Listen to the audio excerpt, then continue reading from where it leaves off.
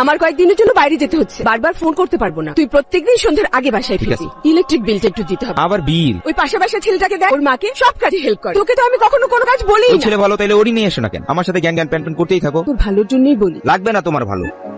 একটা বেজে গেছে, আমার তো ব্যাংকে যেতে হবে। তুমি মিসেস ফারজানার ছেলে? জি। তোমার মা কোথায়? আম্মু তো অফিসের কাজে ঢাকার বাইরে। কেন যে তোমার মাকে এত কষ্ট দাও? এই বয়সে উনি ব্যাংকে আসে। আমি তো ওনাকে অনেকদিন ধরে জানি। ওনার মানসিক যন্ত্রণা আর শারীরিক কষ্ট একটু বোঝার চেষ্টা করো। জি আঙ্কেল। তোমার মার একটু কষ্টটা কম হোক। খালামুনি, মা কোথায় ঘুরতে ভালোবাসে? মা চলে আসছো, আসো আসো। কেমন মা, আছিস রে? এই তোমার ভালো, বসো বসো। Happy birthday. তোর মনে ছিল বাবা? আমি কারেন্ট বিলের কথা বলতে পারি, কিন্তু তোমার জন্মদিন তো ভুলতে পারি না। ব্যাগটা সব গোছানো আছে তো? আর যদি কিছু লাগে তাহলে আমরা বাইরে থেকে কিনে নেবো। ওঠো ওঠো। আরে বল না কোথায়? মামা তাড়াতাড়ি চলো, ফ্লাইট মিস হয়ে যাবে তো। ফ্লাইট? কিসের ফ্লাইট? মা আমরা কক্সবাজার যাচ্ছি। তোমার না সমুদ্র পছন্দ? ওইখানে যেতে তো অনেক টাকা দরকার। তুই এত টাকা কোথায় পাবি? মা আবার তুমি সেই টাকা টেনশন করতেছো। আমি একটা ব্যান্ডের ভোকালিস্ট হয়েছি, ওইখান থেকে অ্যাডভান্স নিয়েই আমরা যাচ্ছি। তাহলে তোর পড়াশোনার কি হচ্ছে?